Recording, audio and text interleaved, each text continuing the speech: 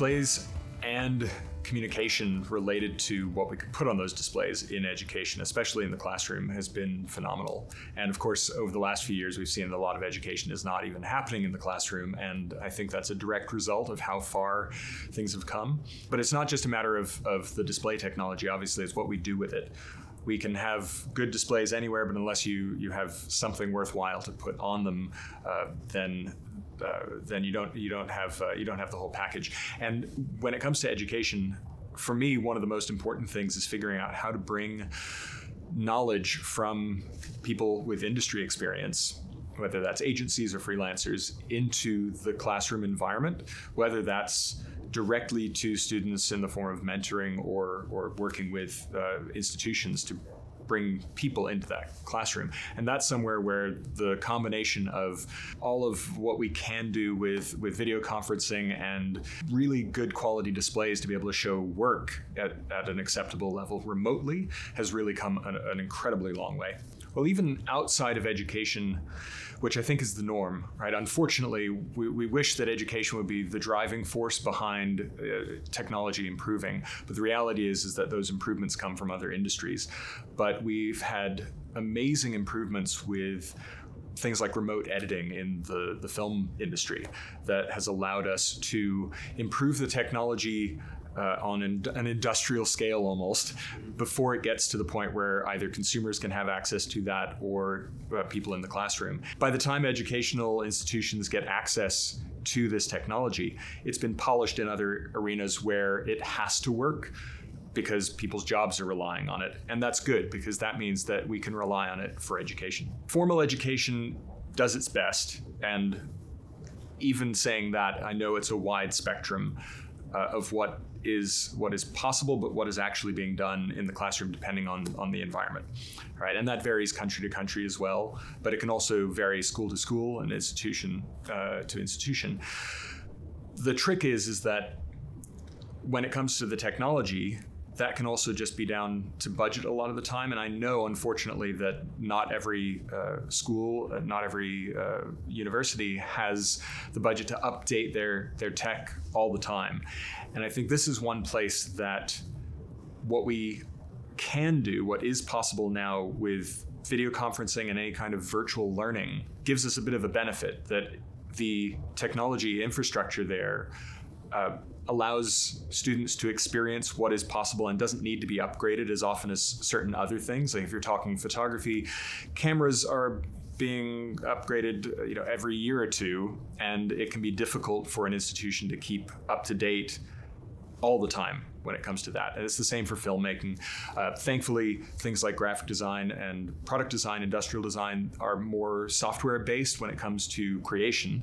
So there's a bit less of a frantic cycle as far as the upgrades are concerned. But the most important thing, I think, is that institutions and tutors focus on teaching principles rather than tools. And this has always been the case. And if they do, then keeping up with technology becomes less of an issue, because you'll always be behind. Everyone's always going to be behind that curve. So I think what is in the best interest of the students is that access to information is a priority, because the information is changing constantly. But as long as students can access that, whether that's having good internet connections, which of course every school has now, but also being able to have access to people that they wouldn't have access to otherwise. People who are working in industry tend to need to be on the bleeding edge. They need to stay up to date, whereas educational institutions don't have that same need in the same way. And I think that's where the ideal overlap exists when it comes to keeping up with technology and the demands of that and the realities of what the educational world is able to do.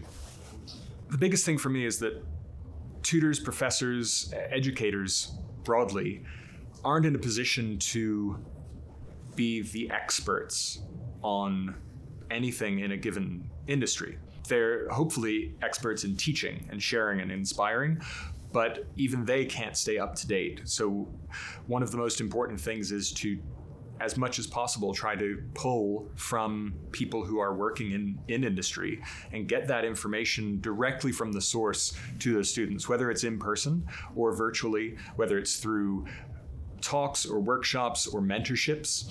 There are so many people who are willing to give their time and to share, and they just have to be asked. And by utilizing those experts, and in the case of universities, a lot of the time that's alumni, people who have gone through the program and graduated and are now working in industry. And if they have 5, 10, 15, 20 years worth of experience, that experience can be transferred directly to the students, and the tutors don't have to be as up to date as they would if they were working in industry, which is obviously something that they can't do because they're putting their time into teaching the students.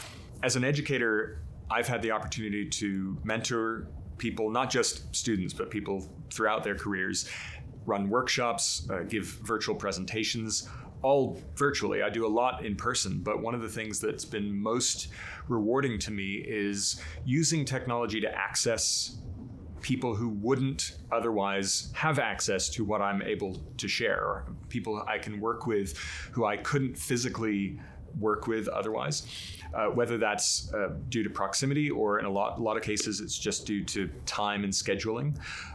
And being able to have the right technology, the right combination of hardware and software really makes that a whole lot easier. And again, things like the world of filmmaking have moved a lot of that technology ahead. To be able to sit in a room on one side of the world and communicate via video in real time with someone on the other side of the planet, but also be sharing edits, reviewing work, actually working and collaborating on projects at the same time. This is something that I've done in my career for close to 20 years now with other creatives. And the accessibility of the hardware and software and internet connections increasing in speed means that I can bring my knowledge as well as people that I'm connected with into classrooms, but also to individuals regardless of where they are. And that's something that's really important for me. I just last month finished a virtual workshop working with people all across Europe and Scandinavia who were attending the workshop from their living rooms or from their bedrooms on a weekly basis. People who would not have been able to afford a flight and accommodation as well as pay for the workshop, to be able to, in some cases, get life and career changing advice and information over the course of a number of sessions.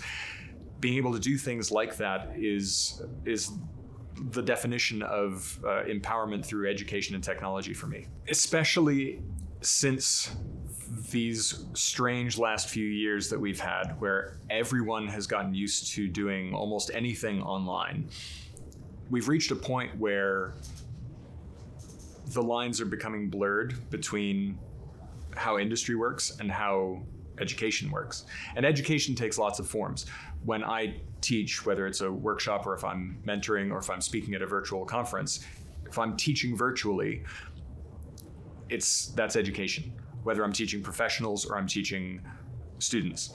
And I think that's the same for educational institutions now more and more, is that the methods that everyone is using are the same in the classroom as when people get out of the classroom and go into the workplace. And that's a great thing. It's not too different from when computers first entered the school systems in a meaningful way.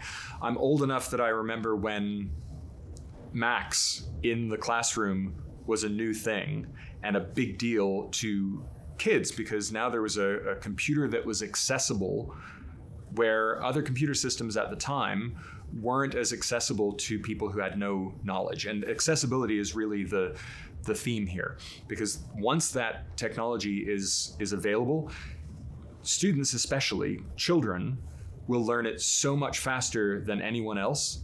So the more technology we can put in a classroom setting, in a classroom environment, whether that's in person or virtual, it doesn't matter, but especially in person, the better those students will be equipped when they get out into the real world. So there is an overlap. The delta between industry and education is starting to narrow, and we're getting to the point where everything is getting closer and closer and closer, which is ideal. I think the best situation for any sort of education is for it to be as close as possible to real-world expectations, especially when we're talking creative industries. We need students to be able to think freely and to experiment and to play. And that's an environment that the classroom tends to provide better than the workplace. But they also need to be learning how to work and how to interact. And the reality is that from now on, everything's going to be happening to some degree virtually. And it's important for students to understand how that works, what the decorum is, how you interact with people on a screen, but also how you collaborate with them. And I think that's even happening more and more now as well, with this kind of blended approach where some education is happening in the classroom and some is happening virtually, but you're still having classes and the students are actually collaborating online. So again, we're seeing a mirroring just because of the requirements of the world right now. But I think in the long run, that's a great thing. Ultimately, software is always going to change. Hardware will also change, but at a slower pace. And I think it's increasingly important to make sure that the right hardware is being invested in, because it's going to have to last a number of years, especially in education, where you might need to get 3, 4, 5 years out of an investment in something like a color managed display. And in the workplace, that tends to be the same. And the more of an emphasis that can be put on specifically on things like displays, when so much of the content that we consume these days is projected and displayed on some sort of screen, I think the better prepared the students will be for entering the workplace. Part of that includes providing and offering the students the right kind of hardware so that they get to understand what it's like to work in the correct environment, the same kind of environment they will see when they enter an agency or if they become a freelancer and are buying their own gear. But ultimately, a display is a tool, and having the right tool helps create the best work.